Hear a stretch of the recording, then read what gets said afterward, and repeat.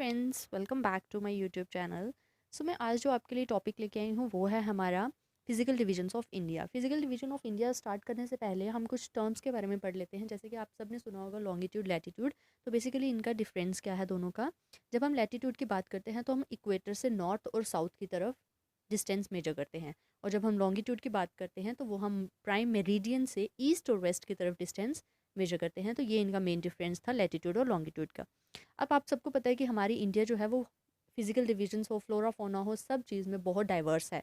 ठीक है, तो उस बेसिस पे हमारे जो इंडिया को है 6 फिजिकल डिविजन्स में डिवाइड किया गया है, जिसमें सबसे पहली आती है हमारी नॉर्दर्न माउंटेन, सेकंड आती है northern plains, then peninsular plateau, Indian desert, coastal plains and then the islands. अब अगर हम नॉर्दर्न माउंटेन्स की बात करें उसमें भी हमने फर्दर 3 डिविजन्स करी हैं, जिसमें सबसे पहला आता है Himalaya, second trans Himalayas and then the Purvanchal Himalayas और पूर्वांचल हिमालयस, जो भी आप बोलना चाहें।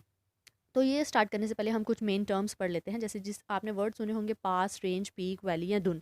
पास बेसिकली क्या क्या है, हिल्स के बीच में कई बार नेचुरल गैप आ जाता है जिसको हम पास बोलते हैं। रेंज बेसिकली क्या है, it is the land mass consisting of mountain and range, ridges और पीक्स। ठीक है, एक ऐसा लैंड मास है जो माउंटेन्स और पीक्स का बना होता है। पीक बेसिकली क्या है, माउंटेन रेंज की जो हाईएस्ट टिप होगी उसको आप पीक बोलोगे। वैली क्या होता है कि दो एलिवेटेड एरियाज के बीच में गैप आ जाए या फिर डिप्रेशन बन जाए या फिर फ्लैट लैंड हो, उन सबको आप वैली बोलोगे। और दुन क्या होता है, एक ऐसी वैल्यू जो कि हिमाचल और शिवालिक के बीच में आएगी। अब हिमाचल और शिवालिक क्या है उसके बारे में हम आगे बढ़ेंगे।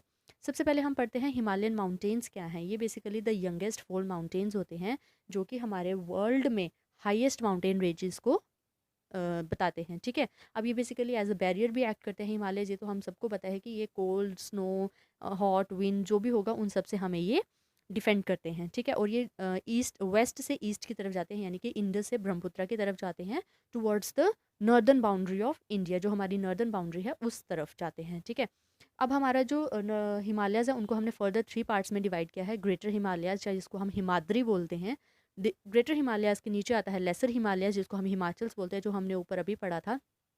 फिर आता है आउटर हिमालयस जिसको हम शिवालिक्स बोलते हैं, ये भी हमने ऊपर पढ़ा था।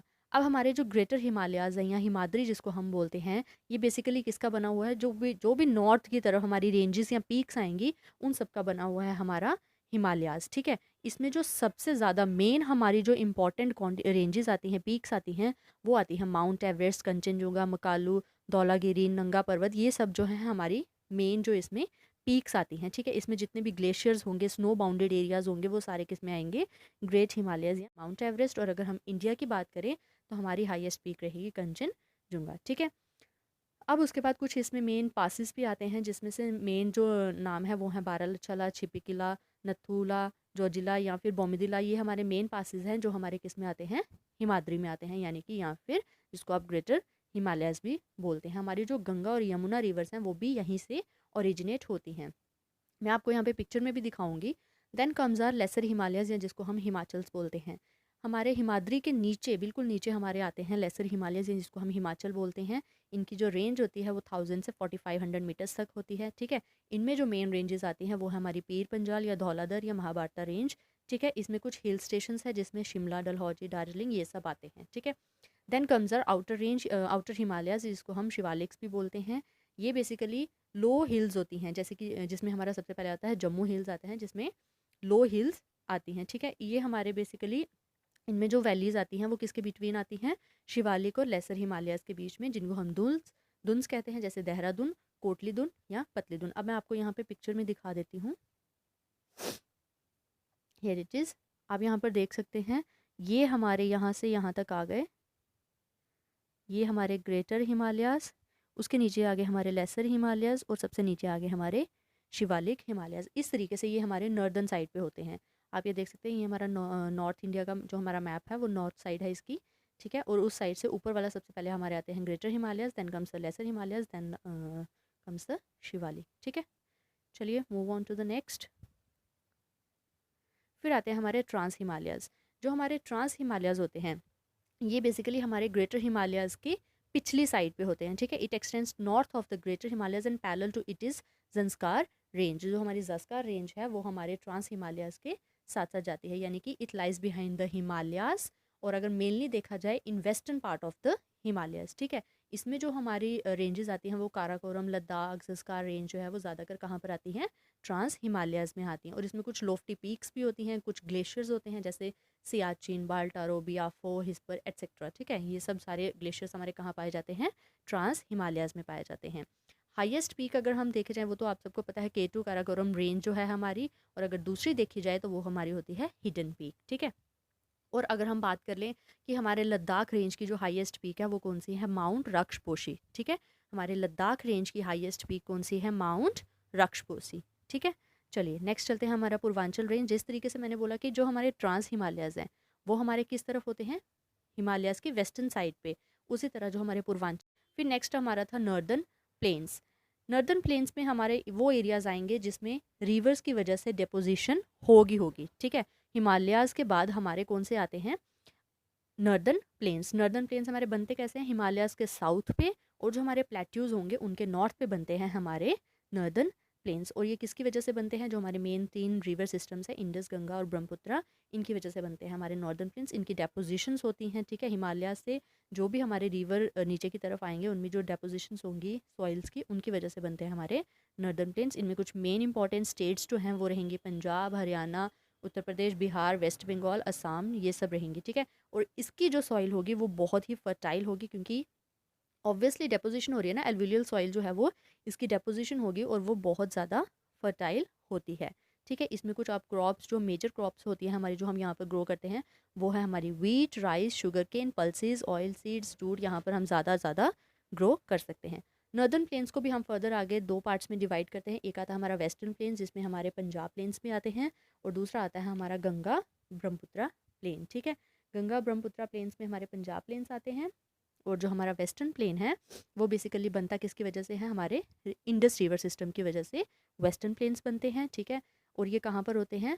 जो हमारी अरावलीज रेंज है उनकी वेस्ट साइड पे हमारे ये वाले प्लेन्स दिखते हैं। ठीक है, then comes our Ganga Brahmaputra plane.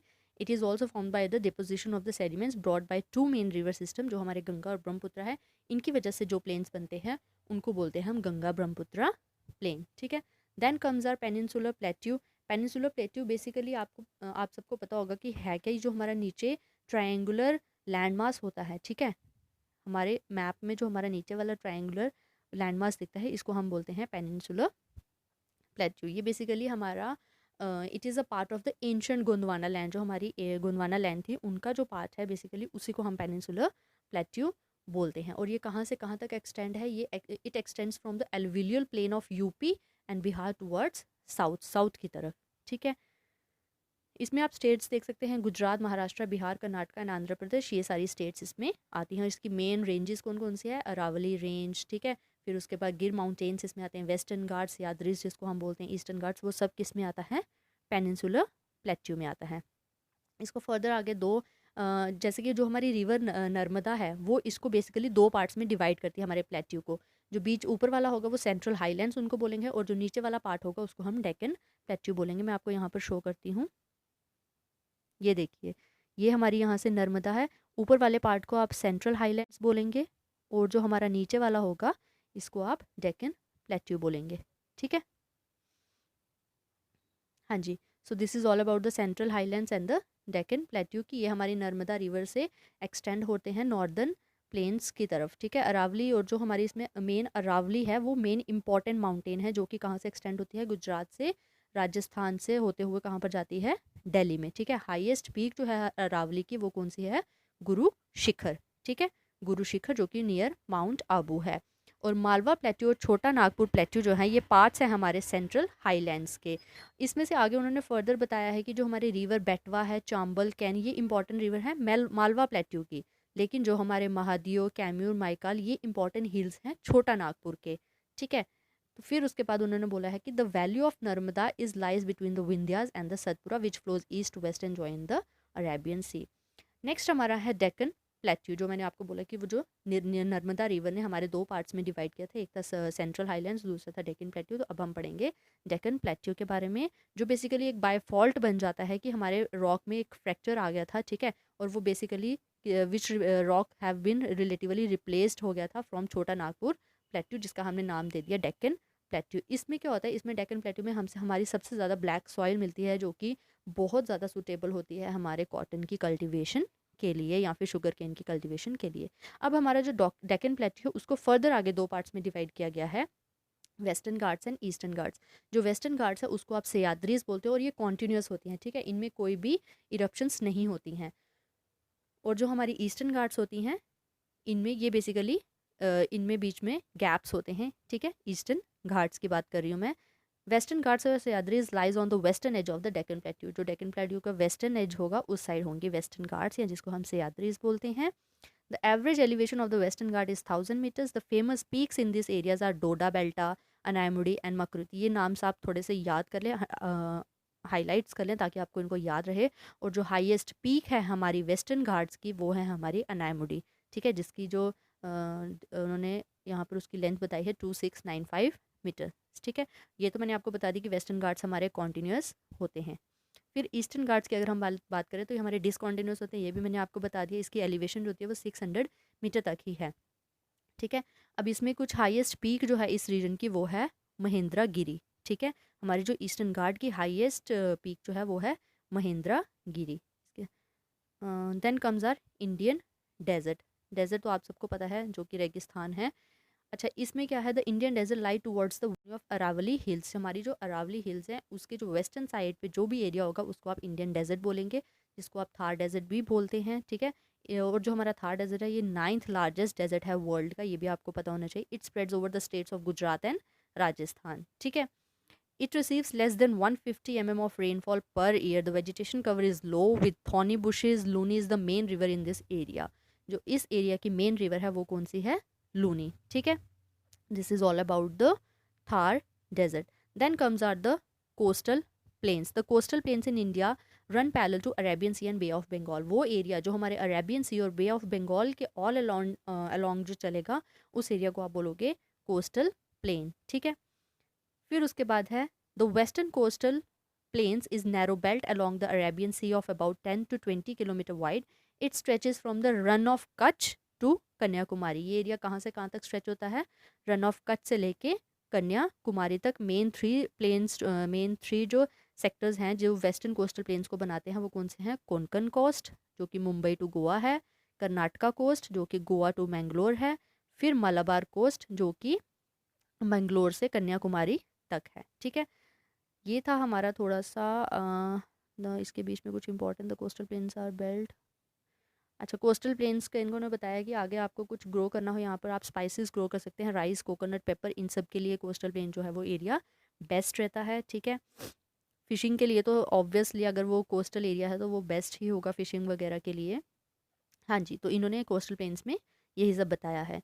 अगर हम आइलैंड्स की बात करें वो तो हमें पता है कि हमारे 2 मेन ग्रुप्स हैं आइलैंड्स के, जिसमें से 204 आइलैंड्स जो हैं वो बे ऑफ बंगाल में आते हैं, जिसको हम अंडमान एंड निकोबार आइलैंड्स बोलते हैं, और 43 आइलैंड्स जो हैं वो अरेबियन सी की साइड पे आते हैं, जिसको हम लक्षद्वीप आइलैंड्स बोलते हैं। जो हमारे अंडमान एंड निकोबार आइलैंड्स है ये बेसिकली नॉर्थ से साउथ तक एक्सटेंड करते हैं इन बे ऑफ बंगाल, एंड ये बिगर इन साइज़ भी होते हैं। एक्टिव वॉल्केनो जो इन्होंने बोला है Barren islands in an active volcano is located in barren islands in Andaman and Nicobar group of the islands. जो हमारा लक्षद्वीप आइलैंड है ये बेसिकली लोकेटेड है Malabar coast of Kerala in Arabian sea, और इसका एरिया इन्होंने बताया है 32 स्क्वायर किलोमीटर, ठीक है। लक्षद्वीप की जो कैपिटल है वो है Kavaratti. These islands are found by the corals. जो लक्षद्वीप आइलैंड्स हैं ये हमारे किसके बने होते हैं, कोरल्स के बने होते हैं, with variety of flora and fauna.